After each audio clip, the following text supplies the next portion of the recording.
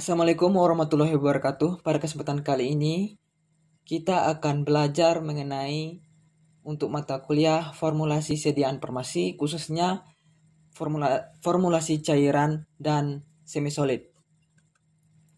Perkenalkan, nama saya Muhammad Riyad Aksa dengan NIM 1904127.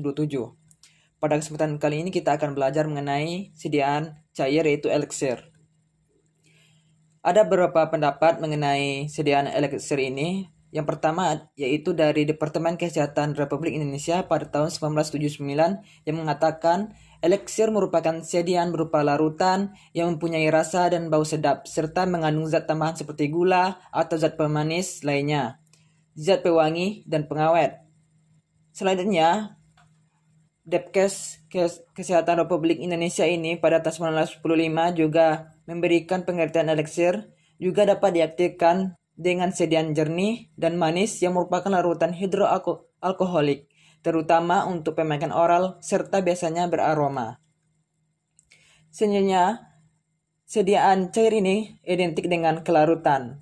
Berdasarkan Farmakope Indonesia, kelarutan adalah zat dalam bagian tertentu pelarut, kecuali dinyatakan lain menunjukkan bahwa satu bagian bobot zat padat atau satu bagian volume zat cair larut dalam bagian volume tertentu pelarut. Jika kelarutan zat tidak diketahui dengan pasti, kelarutannya dapat ditunjukkan dengan istilah berikut. Yang pertama ada sangat sukar larut, yaitu jumlah pelarut yang diperlukan untuk melarut satu bagian lebih kecil dari satu bagian. Selanjutnya ada mudah larut, yaitu 1-10 bagian. Yang ketiga ada larut 11-30 bagian. Agak sukar larut yaitu 31-100 bagian. Sukar larut 101-1000 bagian. Sangat sukar larut yaitu 1001-10.000 bagian. Dan yang terakhir itu tidak dapat larut ataupun relatif tidak larut lebih besar dari 10.000 bagian. Ini merupakan jika kelarutan zat tidak diketahui dengan pasti, maka dapat digunakan istilah-istilah berikut ini. Selanjutnya, dalam penentuan ataupun pembuatan formulasi elixir ini dapat dilakukan dengan beberapa uji. Yang pertama yaitu uji organoleptis, yaitu uji indera atau uji sensori, merupakan cara pengujian dengan menggunakan indera manusia sebagai alat utama untuk pengukuran daya penerimaan terhadap produk. Tujuan dari uji organoleptis ini yang pertama itu pengembangan produk dan perluasan pasar. Yang kedua, pengawasan mutu sehingga dari bahan mentah, produk, dan komoditas. Yang ketiga ada perbaikan produk. Yang keempat, membandingkan produk sendiri dengan produk pesaing. Dan yang terakhir, tujuan dari uji organoleptis ini yaitu evaluasi penggunaan bahan, formulasi, dan peralatan baru.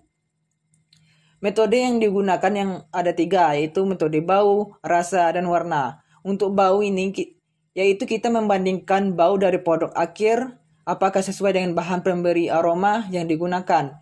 Sedangkan rasa, ini membandingkan rasa dari produk akhir, apakah sesuai dengan perasa yang kita gunakan untuk untuk sediaan yang kita gunakan. Dan yang terakhir yaitu metode pengujian dengan warna. Warna dari produk akhir ini kita amati apakah sesuai dengan bahan pewarna yang digunakan.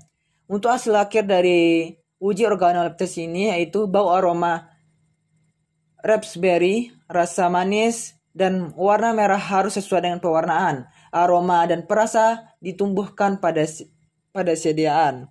Selanjutnya tidak hanya ada uji organoleptis, ada juga uji bobot jenis. Uji bobot jenis adalah untuk mengetahui perbandingan zat di udara terhadap bobot air dengan volume dari suhu yang sama. Uji bobot jenis dilakukan dengan menggunakan piknometer.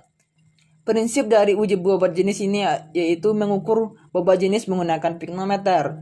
Tujuan dari pengujian ini adalah untuk mengetahui bobot jenis produk akhir dan membandingkan dengan bobot jenis teoritis yang kita dapatkan pada literatur yang ada.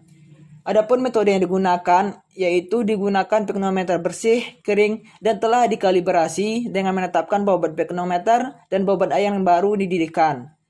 Pada suhu 250 derajat Celcius, atur suhu zat uji lebih kering. lebih kurang 200 derajat Celcius.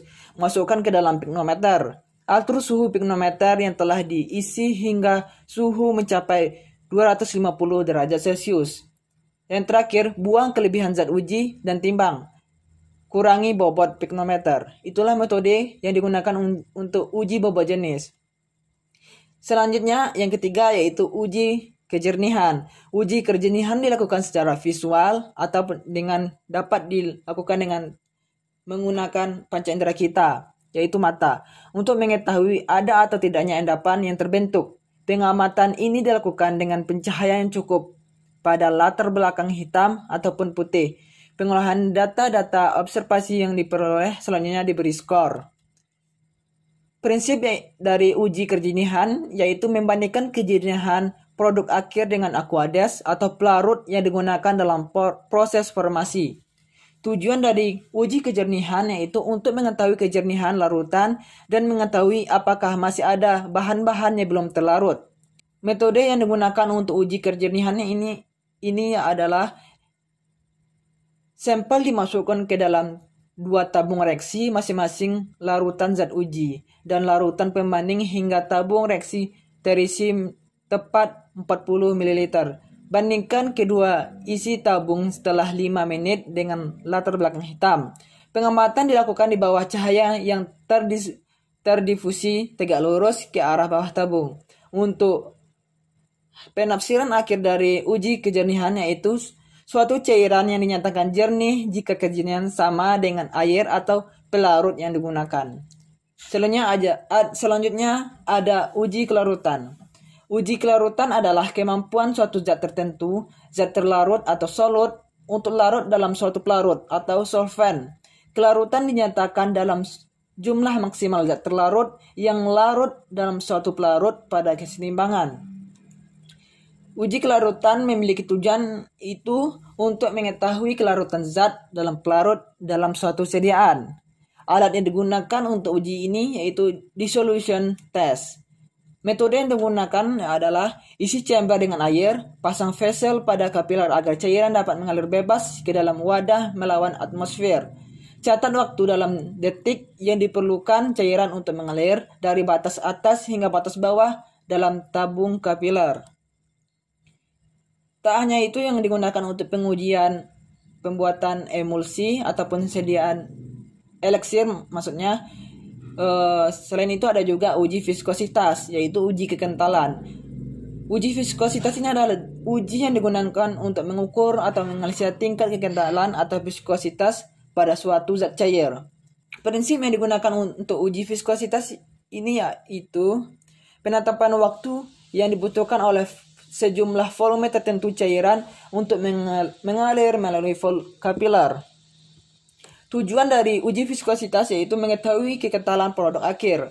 Metode yang digunakan, isi tabung dengan sejumlah minyak tertentu, atur meniskus cairan dalam tabung kapiler, hingga garis graduasi teratas dengan bantuan tekanan atau pengisapan.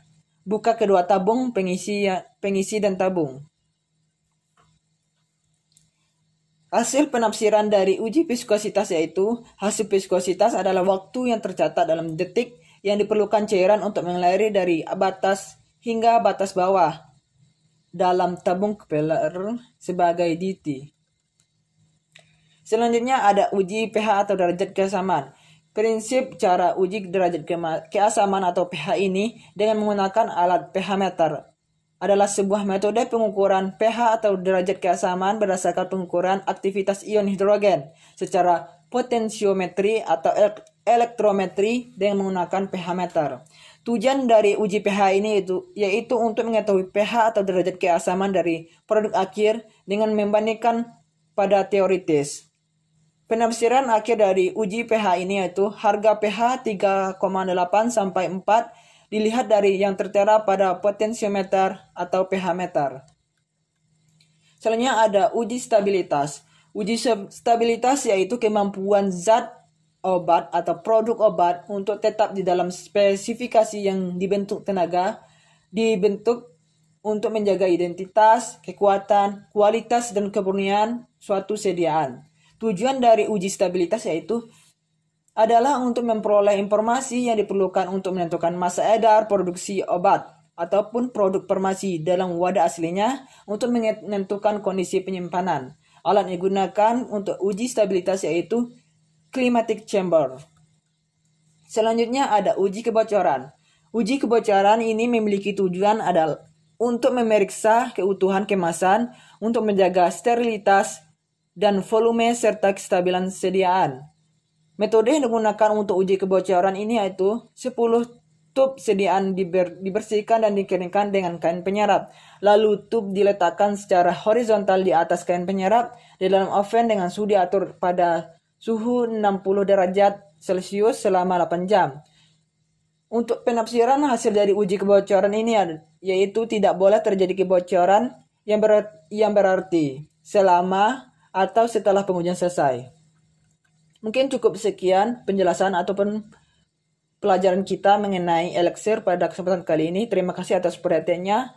Mohon maaf jika terdapat kesalahan. Saya akhiri dengan wassalamualaikum warahmatullahi wabarakatuh.